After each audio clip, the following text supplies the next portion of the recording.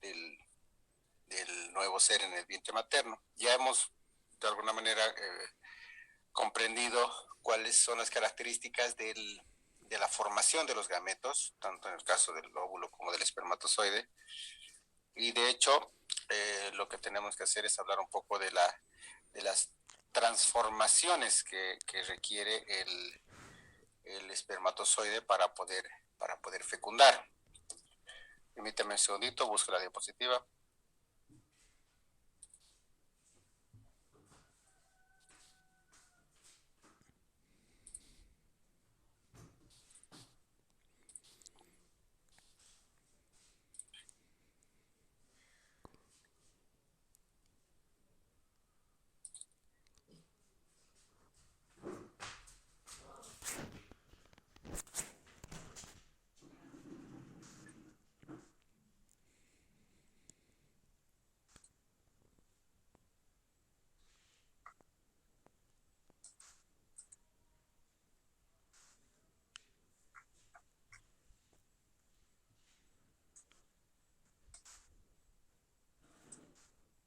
Bueno, entonces ya tenemos una idea bastante general de cómo es que las células, tanto el óvulo como el espermatozoide, se forman y generan las células que tienen características sexuales. ¿Cuáles son esas características sexuales? Son células que tienden a mostrar un contenido cromosómico disminuido a la mitad, que son células haploides.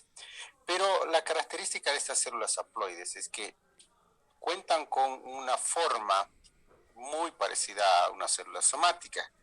En el caso de los espermatozoides, fíjense, las células tienen características muy parecidas a cómo se los veía a cómo se ven los óvulos, ¿sí? Durante el desarrollo intrauterino e incluso durante la pubertad.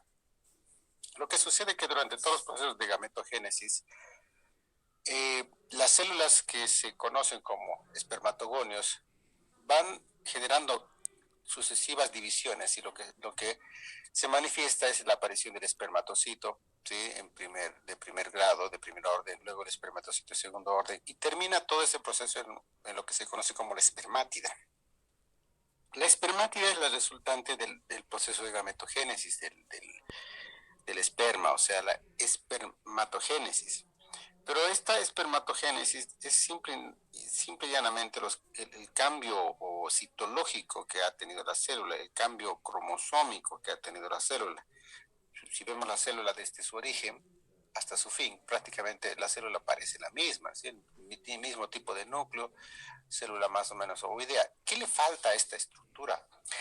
Lo que le falta a esta estructura es el segundo paso de la transformación de estas células. Y este segundo paso se conoce como espermiogénesis. En el caso del espermatozoide se conoce como espermiogénesis.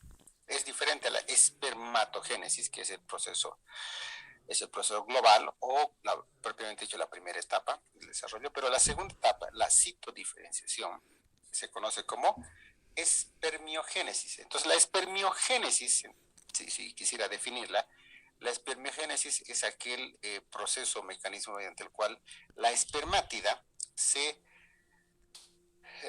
transforma o genera las características particulares de un espermatozoide. Entonces, al terminar la espermatogénesis, de hecho, o para terminar la espermatogénesis, es un requisito sine qua non que se pueda generar esta etapa de espermiogénesis, ¿sí? ¿Cuál es el inicio de la espermiogénesis? La espermátida. No es el ovogonio, es la espermátida. La espermatogonia, perdón. Y esta espermatogonia, ¿sí? Fíjese, tiene una forma regular y poco a poco va cambiando. ¿Y cómo es que cambia? Fíjese, si ustedes hacen una secuencia de estas células, como estas células van perdiendo su citoplasma poco a poco, ¿sí? El núcleo se va haciendo más predominante y poco a poco le aparece un elemento que se conoce como el filamento o la cola. Entonces, conocer todas esas etapas es la tarea de hoy día. Y de hecho, si analizamos esas etapas, nos vamos a dar cuenta que estos cambios en realidad no son cambios extremadamente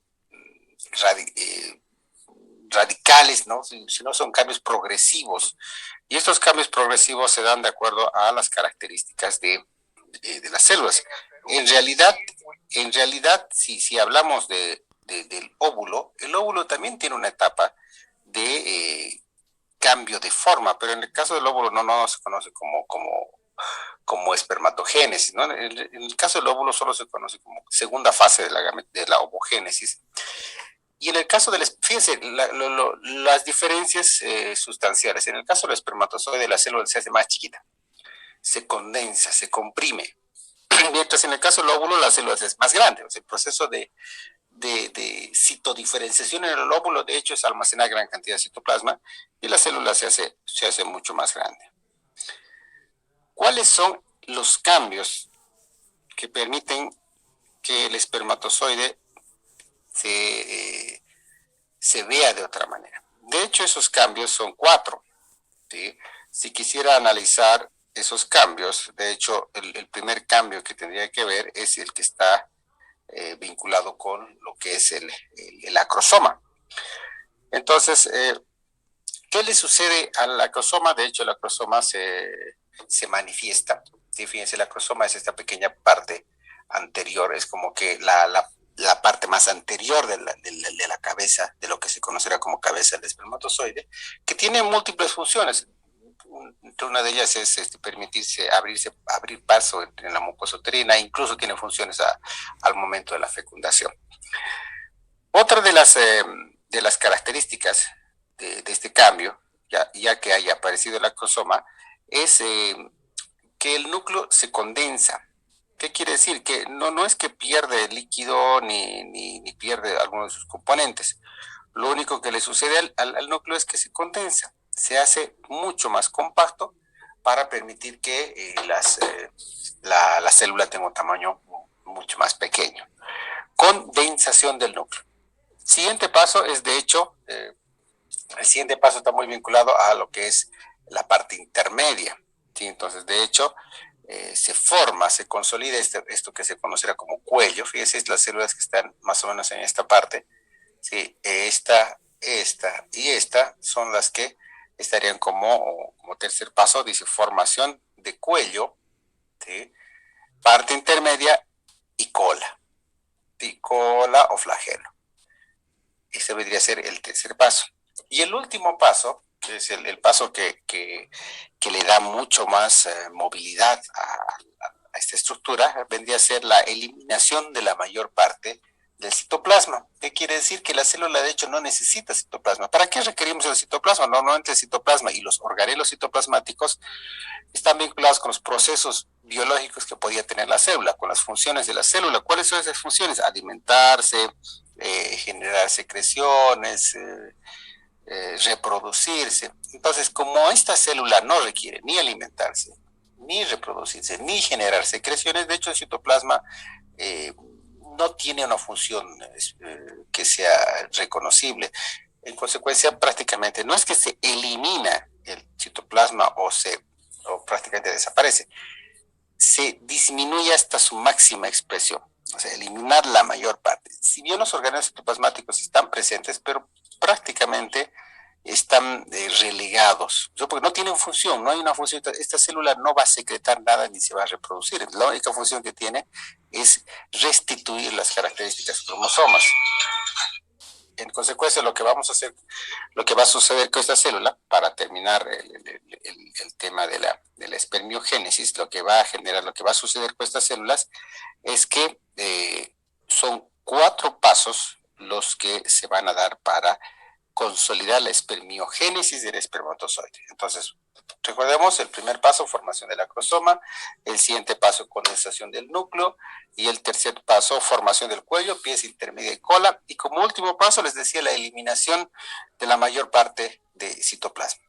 Todo esto se conoce como espermiogénesis o citodiferenciación del espermatozoide. Si ustedes ven esta imagen, hacen un análisis, prácticamente tenemos las últimas etapas de la citodiferenciación que nos muestran a una estructura ya muy parecida al espermatozoide. ¿sí? Si ustedes les hacen un seguimiento a los organelos citoplasmáticos, fíjense cómo los organelos citoplasmáticos prácticamente se van relegando, ¿sí? Se van comprimiendo para dar paso a una estructura mucho más aerodinámica, si el término vale, y que tenga la propiedad de moverse. En el caso del óvulo, perdón, todavía tenemos esta imagen. Para resumir, para terminar, cuáles son las características de este proceso. Fíjense, en la diapositiva tenemos a la mano izquierda, en la imagen de izquierda tenemos las características estructurales del espermatozoide, en lo cual de hecho se puede observar como componente principal la cola, una parte intermedia, perdón, la cabeza, una parte intermedia o cuello y la cola o flagelo. Dentro de lo que es la cabeza se destaca lo que es la presencia del núcleo y la presencia de lo que es el acrosoma. ¿De acuerdo? Ahora, ¿cómo es que llegamos a este tipo de célula? De hecho, a partir de una espermatogonia, ¿sí? que es la célula que vendría a estar en la parte más superior, como inicio del proceso, la espermatogonia va a generar cambios sucesivos de esto que vemos así en rojo, en naranja, rojo, esta primera etapa, son las divisiones meióticas que suceden en la o sea, la mitad del proceso de espermatogénesis, ¿sí? A veces hay un poco de confusión. Cuando hablamos de gametogénesis es el proceso, es como hablar de un término genérico. El término adecuado para el espermatozoide es la espermatogénesis. Pero en sí la espermatogénesis tiene dos partes. Una primera parte o etapa, que es la netamente celular, la que está encargada de la división del componente cromosómico y de la conciliación de la cantidad, o sea, del número, las 4 células resultantes. Este proceso netamente celular se conoce como espermatogénesis propiamente dicha. O sea, es la fase de generación de células sexuales. La segunda parte de esta espermatogénesis es la que se conoce propiamente como el término de espermiogénesis o citodiferenciación de los espermátidas, de las espermátidas. ¿Se dan cuenta? Entonces, a veces hay un poquito de confusión, pero no es algo que pueda generar demasiada confusión, pero a veces sí se confunde. Entonces, esta espermiogénesis es la que en realidad genera el espermatozoide maduro.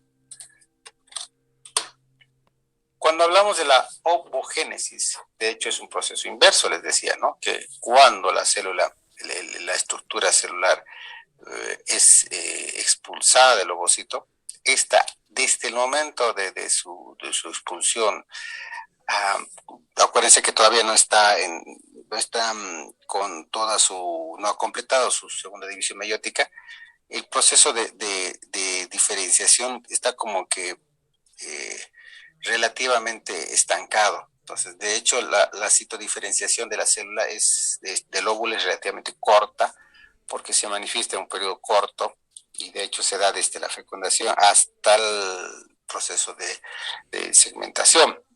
De hecho, la célula ya genera un poco más de volumen, pero no es un cambio sustancial. Por eso es que, de hecho, hablando del óvulo, no hay una característica, no hay una segunda etapa que requiera una clasificación o requiera un objeto de estudio. Entonces, haciendo unas comparaciones bastante genéricas de cómo es que se ven los elementos, los gametos, tanto masculino y femenino, hablamos que en cuanto a su tamaño, los óvulos se los considera como células grandes, de hecho son las células más grandes del cuerpo, y los espermatozoides se consideran como células pequeñas. No es que sean las células más pequeñas, pero son células pequeñas. En cuanto a los óvulos, ¿tienen reservas nutritivas? Sí tiene. El espermatozoide no posee ningún tipo de reserva nutritiva. Tampoco se alimenta, ¿sí? ¿Por qué el óvulo tiene? Porque, de hecho, si se fecunda el óvulo, va a vivir una semana más o menos sin el aporte de nada. No va a haber ningún elemento que le brinde líquidos, nutrientes, proteínas. Y es una semana en la cual esta célula tiene tantas divisiones que, de hecho, genera una cantidad significativa de células. Entonces, para hacer ese proceso debe tener una reserva nutritiva relativamente alta. Movimiento, se dice que el óvulo es inmóvil y el espermatozoide se mueve. El hecho de que el óvulo se diga que es inmóvil es relativo, porque el hecho que la célula del óvulo como tal no se mueve, ¿sí? Porque no tiene capacidad de movilidad, pero de hecho no está quieta, porque durar, contiene bastante líquido. Entonces, ese líquido, al ser expulsado del óvulo y al ser el líquido depositado en las tropas de Falopio, ese líquido como que vehiculiza para que el óvulo se pueda mover. De hecho, los cilios que se encuentran en las paredes de las trompas de Falopio también permiten que exista cierta movilidad. O sea, si bien el óvulo es inmóvil como célula, pero no está quieto, ¿no? Tiene movilidad indirecta. En caso del espermatozoide, de hecho, se mueve por sí mismo. Esa es su función, moverse. Número, dice, de cada célula, o sea, de cada ovugonia, de hecho, solamente se genera una célula viable de fecundación en uno de los ovarios. En el caso de los espermatozoides, por cada espermatogonia se forman 4 células germinales. Y de hecho son millones, ¿no es cierto? Los números de cromosoma, de hecho, habíamos dicho que son similares, los dos son haploides porque tienen la mitad de lo que tiene las células del cuerpo. Esto por la fusión de que al momento de fusionarse haya una restitución de las estructuras. ¿De acuerdo? Entonces, hasta este punto, el análisis de las características de los gametos, tanto masculinos como femeninos. Mientras cambie de diapositivas, ¿tienen alguna consulta?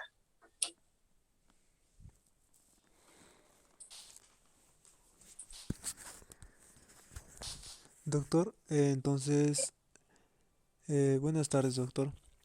Lo que ¿Cómo decía estás? es entonces las comparaciones es que el óvulo femenino y el espermatozoide masculino son los que el del masculino tienen independización propia y el óvulo no depende de ninguno. Algo así más o menos, doctor. No depende de qué, pero no lo entiendo. ¿En cuanto a qué?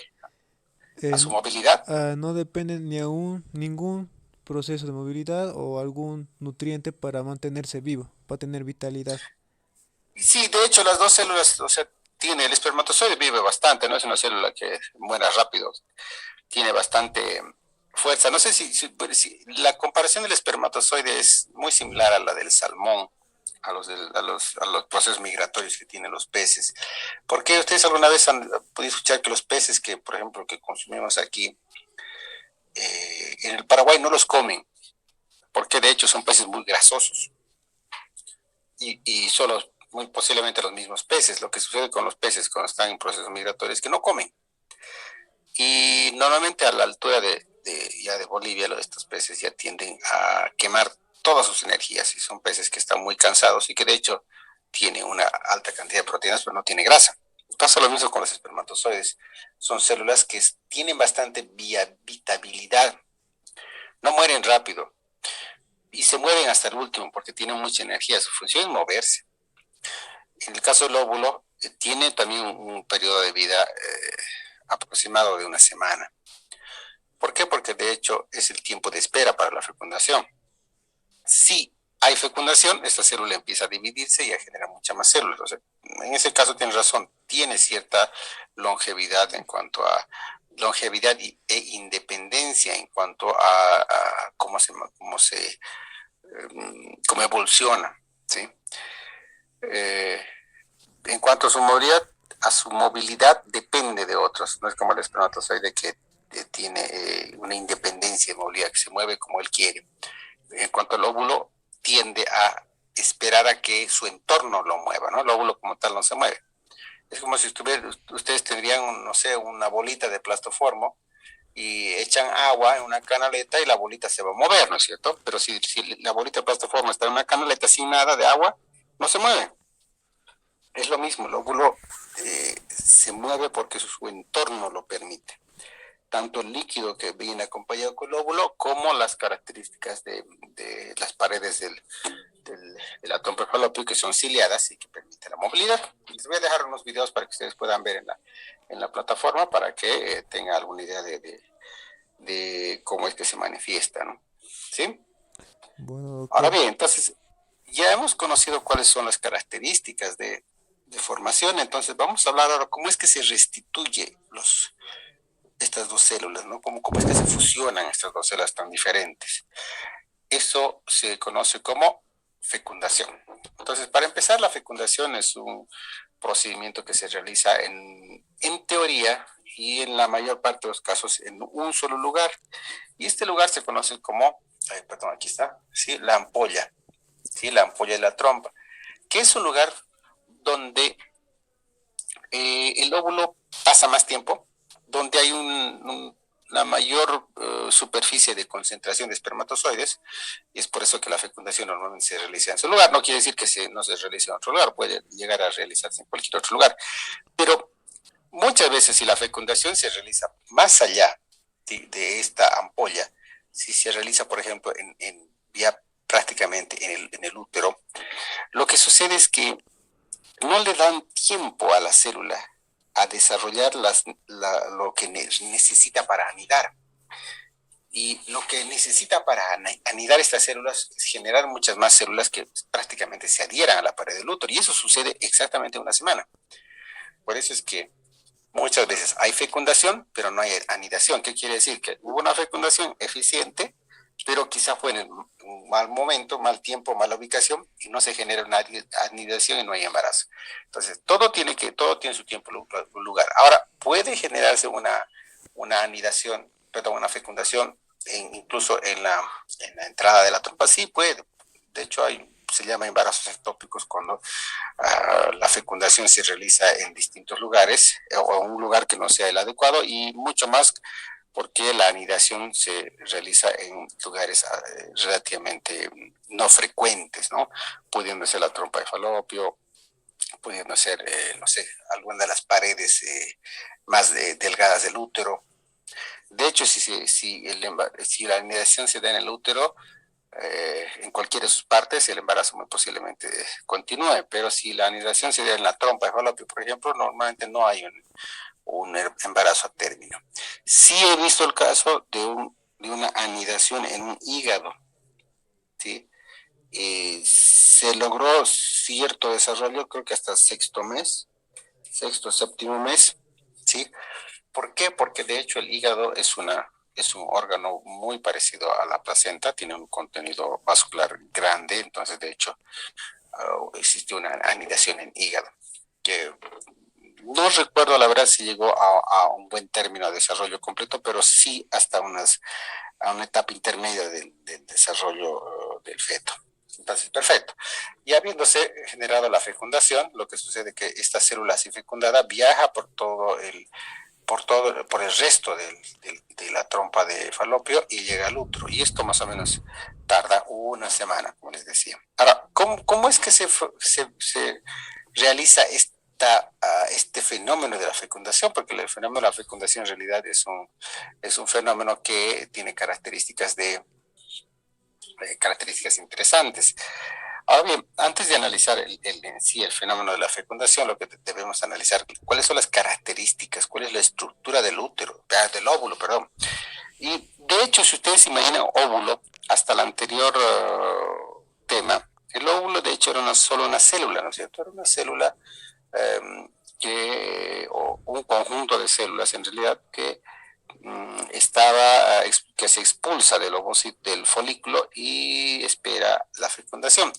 Pero de hecho el óvulo en sí es una estructura compleja. Decir ovocito es una cosa, porque decir ovocito es prácticamente hablar solo de la estructura celular. El óvulo en sí es una estructura que está formada por un componente celular que vendría a ser la célula del ovocito, ¿sí? También se encuentran ahí los cuerpos polares, los corpúsculos polares, y además de eso, estas capas que ustedes ven alrededor, ¿sí? Tengo una capa extremadamente compacta, ¿sí? Que está cerca del óvulo, ¿sí? Es una capa compacta, compacta. Sobre esa capa compacta tengo una capa menos compacta, menos densa, y por fuera tengo una capa celular que es más, más extensa y mucho menos densa, porque de hecho no es un componente mucho más ciliado, si el término vale, porque estas estructuras, estas células que se encuentran en la corona radiada, en la capa más externa, son prácticamente células que el ovocito arrastra de su folículo. O sea, son células que muy posiblemente formaban parte de la teca interna y de la teca externa del folículo, o sea, de las paredes interna y externa del folículo. Entonces, ¿de qué sirven estas células? De hecho, estas células sirven, uno, para generar cierta movilidad y otro para proteger al óvulo, para proteger y seleccionar el tipo de estructura que va a tener en contacto con el óvulo, porque de hecho el óvulo cuando es expulsado al medio ambiente está es muy frágil y además está en condiciones de poder interactuar con cualquier otro tipo de célula, pudiendo ser una célula maligna, no sé, algún tipo de elemento celular que pudiera alterar las características de vitalidad del óvulo. Entonces, por eso es que tiene esas capas de protección. Cuando hablamos de las capas de protección, estamos hablando de tres estructuras, ¿sí? Entonces, estamos hablando de una membrana muy compacta. Después hablamos de una zona un poco menos compacta, que se llama zona o membrana pelúcida, y de la corona radiada. Entonces, el proceso de fecundación prácticamente está vinculado a estas tres capas, porque ¿cuáles vendrían a ser los pasos de la fecundación? Cuando hablamos de los pasos de la fecundación, de hecho, lo primero que vamos a hacer, o lo primero que va a suceder, es que el espermatozoide va a llegar a la primera capa. ¿Y cuál es la primera capa? Esta, ¿no es cierto? Entonces, el primer paso de la fecundación va a ser lo que se conoce como penetración de la corona radiada, ¿sí? El segundo paso va a ser penetración de la zona pelúcida, que es prácticamente atravesar esta zona más densa. Y el último paso va a ser la fusión de las membranas, que es prácticamente la membrana del espermatozoide se fusiona con la membrana del óvulo. ¿Sí? Función de membranas celulares y posteriormente la restitución de las estructuras cromosómicas. Entonces, esos son los pasos de la fecundación. Acuérdense, los pasos de la fecundación son tres: penetración de la corona radiada, penetración de la zona pelúcida y fusión de membranas celulares. Pasos. Explicándolo de otra manera, fíjense, tengo una célula, un espermatozoide, que llega a la corona radiada, que les decía que la corona radiada es una zona celular de células poligonales irregulares, y en este punto el espermatozoide se abre paso. Ahora, cuando el espermatozoide llega a la corona radiada, lo bueno es que no solo llega uno, sino llegan muchos espermatozoides a la corona radiada. Y lo que sucede es que estos espermatozoides en la corona radiada, por características químicas que manifiesta la cromosoma, lo que sucede es que se van abriendo paso. Y además, por la misma disposición celular que tiene el espermatozoide, se va abriendo paso en el cromosoma, perdón, en la zona pelúcida. Y abrirse paso en la zona pelúcida, de hecho, lo que genera es que muchas células lleguen a la siguiente capa. La siguiente capa o zona pelúcida es atravesada por menos células. ¿Por qué? Porque es una capa mucho más densa. De hecho, se requiere la participación de muchas células, sí. Muchas células son las que se permitirían en sí ayudarse unas con otras para atravesar estas capas. Cuando el espermatozoide ha pasado la segunda capa, de hecho, lo que sucede es que entra en contacto con la membrana del ovocito, o sea, ahí hay un contacto de célula con célula. Ese prácticamente viene a ser el último paso de la fecundación. Cuando estas células y cuando estas membranas se fusionan, lo que sucede es que hay una liberación del contenido cromosómico del espermatozoide, que de hecho entra en el óvulo y va a buscar, porque acuérdense que el óvulo es grande, entonces el espermatozoide llega al óvulo, entra y va a buscar ese núcleo que se encuentra en algún lugar. ¿Qué sucede en ese momento? Hay lo que se conoce como reacción de zona, que es un mecanismo mediante el cual el óvulo se sella, no permite que ninguna otra estructura celular entre para permitir solamente la restitución diploide, ¿no? Porque si dos espermatozoides entran, la restitución es triploide, lo que les decía, ya se manifiestan alteraciones de carácter genético. Ahora bien, ¿cuál es la reacción del ovocito? ¿Qué le pasa al ovocito luego de que se manifiestan estas tres etapas, luego de que hay una fecundación? Entonces, lo que le sucede al ovocito, estamos hablando así de la célula interna del óvulo, lo que le sucede al ovocito en realidad es que empieza a dividirse, ¿sí? Pero además de empezar a dividirse, se genera lo que se conoce la reacción, lo que les decía, la reacción cortical o de zona, lo que permite que ningún otro espermatozoide tenga contacto o intercambie contenido cromosómico con el ovocito, como que un bloqueo periférico. Posteriormente hay una restitución, o sea, células mitad más mitad que generan un entero, entonces mitad la célula cromosómica haploide del espermatozoide más una célula haploide del óvulo van a generar una restitución, ¿sí?, del contenido cromosómico. Además, ¿qué va a suceder al ovocito? Que va a permitirse terminar la división meiótica. ¿Se acuerdan que el ovocito estaba como que en status quo? Y lo que sucede posteriormente a eso es que hay una activación metabólica. Y esa activación metabólica es lo que permite que se inicie un proceso de división celular, ¿sí?, lo que se conocerá luego como segmentación. Entonces, lo que va a suceder, para resumir, en las reacciones del ovocito, tenemos primero lo que se conoce como reacción de zona, reanudación de la segunda división meiótica y activación metabólica del cigoto. Esas son las reacciones del ovocito. Ahora bien, sumando los pasos de la fecundación más las reacciones del ovocito, algo debe suceder cuando se consolida una fecundación efectiva. Entonces, cuando hay una fecundación efectiva, estamos hablando de que tenemos una fecundación eficiente que debe cumplir ciertos requisitos o debe generar ciertos resultados. Entonces, la fecundación como tal genera ciertos resultados. Y el primero de los resultados es el que les comentaba hace un momento, que se debe manifestar la restitución del número diploide, que quiere decir que de dos células de mitad termine siendo una célula entera diploide. Lo siguiente que se va a dar es la determinación del sexo, ¿sí? El momento de la fecundación se va a determinar el sexo dependiendo del contenido cromosómico que el espermatozoide traiga. Y el último resultado de la fecundación es el inicio ¿de quién?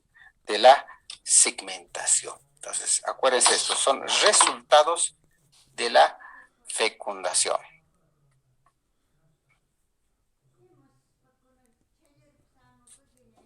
Perfecto. ¿Alguna consulta hasta acá? Doctor, ¿podría repetir la reacción del ovocito, por favor? Ya, la reacción del ovocito es simple. De hecho, cuando hablo de la reacción del ovocito, son tres las acciones que toma el ovocito. Uno es la reacción cortical o de zona, que es una reacción que permite un sello hermético de la pared para evitar que otro espermatozoide logre fecundar. Otra es la reanudación de la segunda división meiótica. ¿Qué quiere decir? Que la segunda división meiótica se completa, ¿sí? Completa la última etapa de la segunda división meiótica. Y en ese punto recién el ovocito se considera como un ovocito secundario. Posteriormente tenemos la activación metabólica del cigoto. ¿Qué es la activación metabólica del cigoto? Que esta célula recientemente así fecundada inicia un proceso de generación de un nuevo ser o de generación de más estructuras. Reactivación cortical, reacción cortical, reanudación de la división meiótica y activación metabólica. Esas vendrían a ser las reacciones del ovocito. ¿Algo más? Doctor, yo tengo una duda de lo que habló hace rato. Acá al principio estaba hablando de anidación y fecundación. ¿Significa lo mismo o hay una diferencia entre esas dos? Hay una diferencia, porque si hablamos de los pasos, Lo primero sería hasta lo que hemos hecho. Se generan los gametos, las células sexuales. ¿Sí? Las células sexuales son liberadas. Cuando las células sexuales son liberadas y se encuentran entre sí, se genera una fecundación. ¿Sí? La fecundación es la unión de las dos células, nada más. Cuando estas dos células se fecundan, generan una nueva célula, una célula diferente, restituida, que se conoce como huevo cigoto. Este huevo cigoto tiende a generar mucho más movimiento, tanto interno como externo. O sea, se va desplazando y al mismo tiempo se va dividiendo internamente. Eso se llama segmentación. A partir de eso, cuando tengo muchas células, estas células se implantan en el útero. Eso se llama implantación o anidación. O sea, la fecundación es muy diferente a la anidación. Son procesos secuenciales que se manifiestan en el espermatozoide y en el óvulo, ¿no? Gracias, doctor. Bueno, entonces ya hemos fecundado, ya tenemos fecundado de manera eficiente un óvulo, ¿sí? Entonces ya tenemos un cigoto. ¿Y qué le pasa a este cigoto? Entra a una nueva etapa. Y esta nueva etapa se conoce como segmentación. Que de hecho, ¿qué es la segmentación? Es prácticamente la división o el proceso mediante el cual la célula recientemente fecundada se divide hasta generar una estructura anatómica compleja. ¿Qué quiere decir? Que primero se dividen dos células, en 4, en 9, en 16, 58 y así exponencialmente. ¿Qué quiere decir? Que más o menos hasta el terminar la primera semana de desarrollo, más o menos el día 6, 7, en realidad entre el día 6 y 7, sí tienes razón, que se genera una estructura reconocible, o sea, ya se genera una estructura diferente, porque de hecho, mientras esta estructura tenga todas células igualitas, todas parecidas, la célula no va a migrar, no va a generar un cambio significativo. Entonces, de hecho, esta segmentación lo que permite es la división consecutiva de células. ¿Y qué es lo que se genera?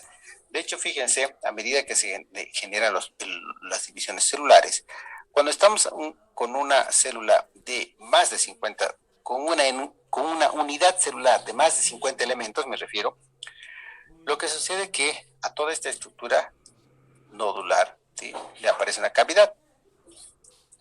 Entonces, esa cavidad se conoce como cavidad de blastocisto. ¿Por qué? Porque cuando ya tengo una estructura así que ya no es hueca, esta estructura se conoce como blastocisto. Entonces, ¿cuáles son los elementos que se manifiestan durante la primera semana, luego de la fecundación? Entonces, de hecho, lo primero es la mórula, que es un componente celular muy parecido a una mora. Ustedes han visto una mora, son células parecidas que tienen lóbulos poligonales que van a generar la posición de una estructura. Por ejemplo, una estructura tipo mórula también son las porciones de cuero que recubre una pelota de fútbol. Esas son porciones, si no me equivoco, hexagonales o pentagonales que van generando en sí una estructura circular. Es prácticamente lo mismo. Cuando a esta mórula le aparece una porción central, esta mórula se transforma, ya no es una mórula, sino es un blastocisto. Y este blastocisto hace que la parte central prácticamente sea bastante abundante. Y esto es lo que se ve en una imagen, en una microfotografía 2, 4, 8, y así. Cuando ya tengo una cavidad interior, fíjense, esta que tiene una cavidad interior grande, esta estructura se conoce como blastocisto. Y el blastocisto, fíjense, prácticamente es una estructura celular que en una primera etapa es una estructura compacta, pero poco a poco se torna hueca en el interior. ¿Qué características tiene o qué puedo reconocer? Perdón, en el blastocisto. De hecho, el blastocisto tiene 3 componentes. El blastocisto tiene un componente interno, que es el componente vacío, la cavidad del blastocisto. Luego tiene un componente externo, que está dividido en 2. Uno que es completamente externo, que se conoce como masa celular externa, y otro interno que se conoce como masa celular interna. Y hasta ahí termina la primera semana de desarrollo. Acuérdense que el título del tema era primera semana de desarrollo. Con esta manifestación termina la primera semana de desarrollo. Y esta manifestación, de hecho, todavía no llegó al útero. Todavía está en condiciones de permanecer o de estar vehiculizado por la trompa de falopio. Y con esto, mis queridos universitarios, concluye lo que es la primera semana de desarrollo. ¿Alguna consulta que tengan al respecto?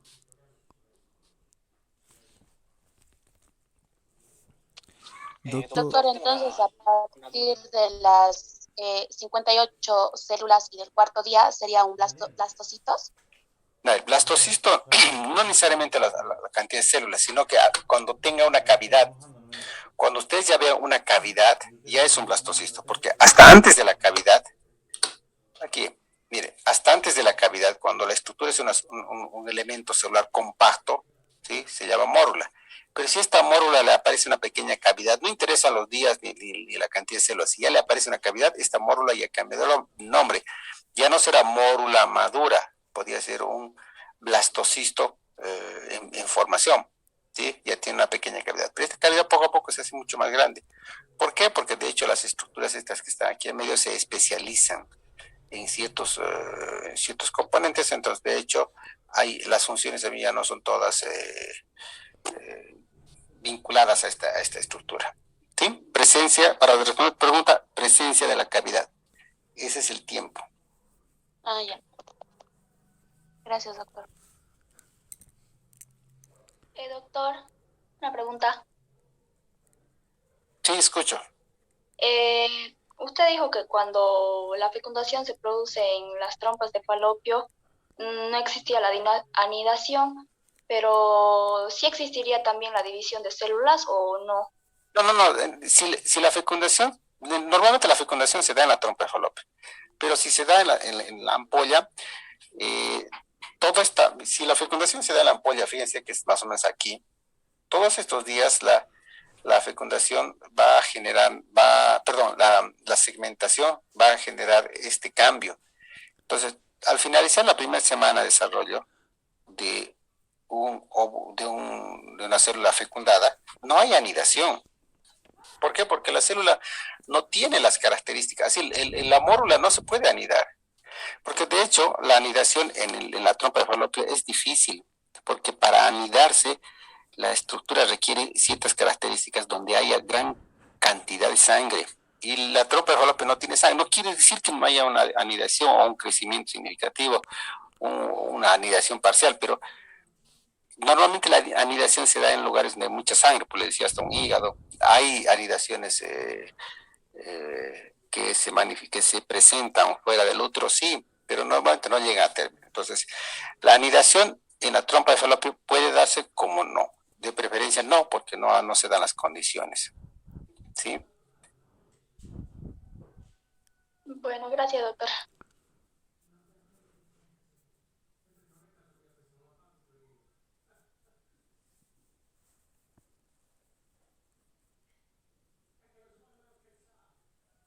Perfecto, si no tienen alguna consulta, los espero la siguiente semana. Con esto hemos concluido el tema de primera semana de desarrollo. Les voy a poner en la plataforma, tengo una tablita de comparación, si no me equivoco. Aquí, a ver si es esta. No es del tema anterior, no es el tema. Perfecto, si no tienen ninguna consulta, nos vemos la siguiente semana. Doctor, disculpe, le quería consultar sobre dos conceptos que usted nos dio ahorita de la espermatogénesis. ¿Sería la fase de generación de células sexuales o componentes cromosómicos? No. La espermatogénesis, o sea, hablando de la espermatogénesis en general, es el proceso, el mecanismo de consolidación o de formación de células sexuales. Pero si hablamos ya dentro de las etapas de la espermatogénesis, la primera parte también se conoce como espermatogénesis, pero es el proceso o etapa le podemos llamar modificaciones celulares, modificaciones cromosómicas, donde el cambio se da a nivel celular, ya sea en número o en calidad de cromosomas. O sea, uno tiene doble, la original, la célula madre, en este caso la espermatogonia, tiene doble contenido cromosómico, y es donde se genera esa disminución del contenido cromosómico. Mientras que la segunda parte, o espermiogénesis, es parte del proceso de gametogénesis de los espermatozoides, que está destinada al cambio de forma de la célula, al cambio a la citodiferenciación de la célula. ¿Sí? ¿Se entiende eso? Sí, gracias, doctor. Perfecto. De todas maneras, en el texto está explicadito de la mejor manera posible. Bueno, gracias, doctor. Doctor, el texto es todo lo que manda la plataforma, ¿no es cierto? ¿O Sí. podemos pedir No, algo en línea? ustedes pueden leer todo lo que quieran. Hay muchos libros, les decía. Doctor, No he podido subir los libros porque son muy pesados, la verdad. Pero hay muchos libros para que ustedes puedan descargar en internet. Hay Lachman, hay Moore, entonces, hay doctor, una Gruber. pregunta. Dígame. Entonces, para que, digamos, haya la espermiogénesis, tiene que haber la espermatogonia, ¿no ve? Lo que pasa es que cuando Porque, hablamos de... Sí, sí. yo lo interpreté así porque usted dijo que es el inicio. La espermatogonia es el inicio de la de la primera etapa, ¿sí? Porque la espermatogonia es como que lo que viene después de la célula germinativa primordial. ¿Dónde inicia la espermiogénesis? Con la espermátida, que ya es una célula haploide, pero que celularmente hablando es una célula. Célula circular, núcleo más o menos céntrico, ovoideo, ¿sí? Sin cola ni nada. Entonces, la espermatogénesis empieza, propiamente dicha, empieza con la espermatogonia, pero la espermiogénesis empieza con la espermátida. Ah, ya. ¿Sí? ¿Se entiende? Gracias. Sí. Son diferentes sus orígenes, ¿no es cierto? Doctor, disculpe, entonces la espermiogénesis sería el proceso mediante el cual la espermátida genera las características de un espermatozoide maduro. Exactamente. Dicho de otra manera, así. Esa es una definición de diccionario más técnica, ¿no? Pero lo que estamos tratando de hacer es algo que sea más entendible. Pero como tú lo dices, perfecto. Ya, bueno, gracias, doctor. ¿Alguna otra consulta? Ya tienen clases en otra materia. Doctor, yo tengo una duda. Dime. En el caso de los gemelos idénticos, una vez que el espermatozoide ya ha fecundado el óvulo y se forma el cigoto, la división del cigoto para formar dos cigotos de gemelos se da en la fase de segmentación. Normalmente para que se fermente, se generen gemelos idénticos, la primera división de segmentación es la que genera dos huevos. O sea, en vez de generar dos células que están pegaditas entre sí, se generan dos huevos independientes. Entonces, a partir de eso se generan, cada huevo se segmenta por su lado. O sea, para que se genere el mecanismo que tú estás mencionando, la primera división es la importante. O sea, inmediatamente se genera la fecundación, la estructura genética de esa célula así estructurada le va a decir a la célula, divídete en dos o solamente segméntate. Porque una cosa es dividir, o sea, una cosa es segmentarse. Segmentar es, el proceso de segmentación es dividir un elemento celular para transformarlo en una estructura multicelular, ¿sí? Y otra cosa es prácticamente el proceso de división netamente. O sea, la división genera dos elementos. La segmentación genera dos elementos fusionados, en otras palabras. Hay un tema para eso en peritos, no te preocupes, se van a analizar eso. Gracias, doctor. Listo. Nos vemos entonces en la siguiente clase. Estén atentos a la plataforma. Esta semana sí tienen evaluación. La anterior semana no teníamos evaluación porque no había contenido. Esta semana tenemos evaluación ya para que ustedes puedan dar. Vamos a hablar tenemos mucho para evaluar, desde lo que es gametogénesis hasta el proceso de todo lo que es primera semana de desarrollo. Listo, nos vemos. Hasta luego.